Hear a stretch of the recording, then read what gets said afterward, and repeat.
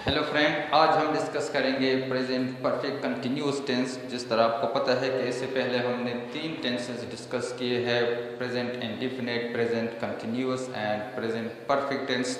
और आज हम डिस्कस करेंगे प्रेजेंट का 4th टेंस यानी प्रेजेंट परफेक्ट कंटिन्यूअस टेंस। तो पहले टाइटल देख ले कि present perfect continuous tense. Urdu में इसकी पहचान किस तरह होगी? उर्दू के जो प्रेजेंट परफेक्ट कंटिन्यूअस के फ़िक्रे होंगे उनके आखिर में ये अल्फाज आएंगे, रहा है, रहे हो, रही है और रहा हूँ वगैरह। ये अल्फाज जब आ जाए और साथ में वक्त का भी जिक्र हो तो वो प्रेजेंट परफेक्ट कंटिन्यूअस टेंस का फ़िक्रा होगा। अब आ जाते हैं स्ट्रक्चर की तरफ। स्ट्रक्चर देख ले। Subject has, have, been, verb ING form, object and object के बाद हम लगाएंगे सिंस या फॉर। ये है स्ट्रक्चर पॉजिटिव या सिंपल जो हम सेंटेंसेस बनाएंगे प्रेजेंट परफेक्ट कंटिन्यूअस टेंस के, तो वह हम इस तरह का स्ट्रक्चर फॉलो करेंगे सिंपल फिक्रों में। नेगेटिव या नफ़ी जो फ़िक्रे है उनके लिए ये स्ट्रक्चर है subject has, have plus not plus been plus verb की आईएनजी फॉर्म। मतलब जो वर्ब मेन वर्ब है उस या बेस फॉर्म उसका जो है उसके साथ हम आईएनजी लगाएंगे, जिस तरह प्रेजेंट कंटिन्यूअस में हमने लगाया था। उसके बाद ऑब्जेक्ट फिर वही सिंस या फॉर।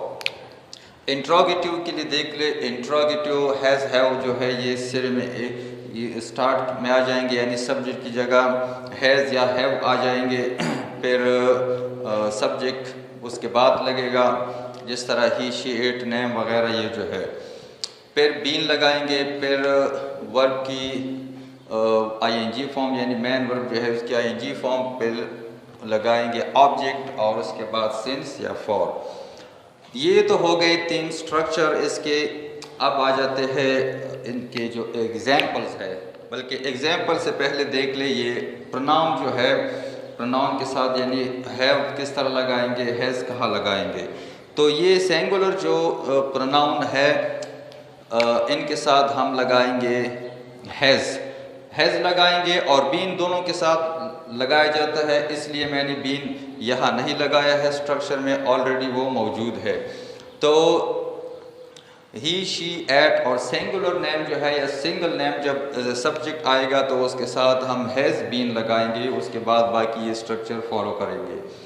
अब आ जाते हैं प्लूरल जो प्रोनाउन है, जिस तरह आई, वी, दे, यू और प्लूरल नेम मतलब एक से ज़्यादा नेम जब एज अ सब्जेक्ट आ जाए तो उसके साथ हम हैव बीन लगाएंगे।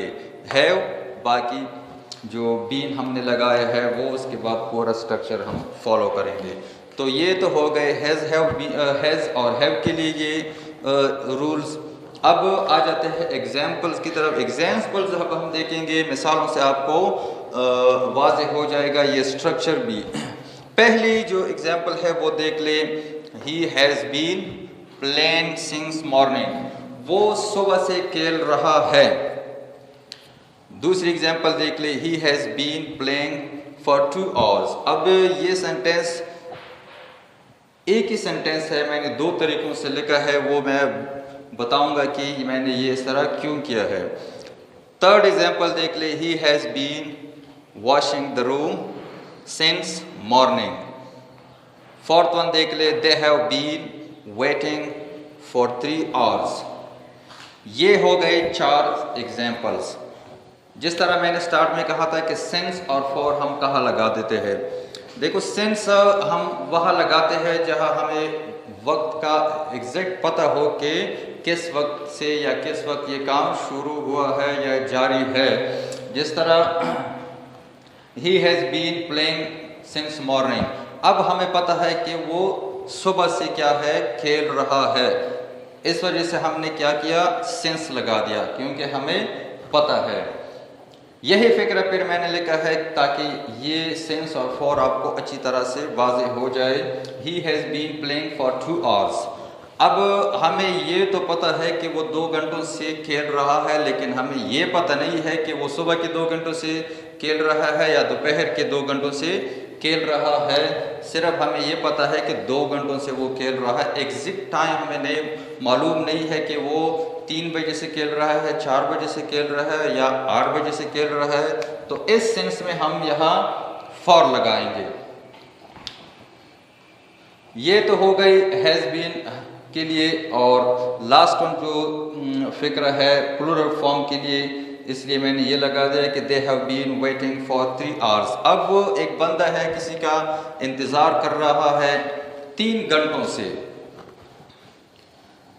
लेकिन ये पता नहीं है कि कौन से 3 घंटे है वो, तो इसलिए हमने यहाँ फॉर लगा दिया। तो इस टेंस में भी मेरे ख्याल में कुछ इतना मुश्किल है नहीं। एग्जाम्पल्स मैंने यहाँ सिर्फ पॉजिटिव लिखे हैं, नेगेटिव और इंट्रोगेटिव नहीं लिखे।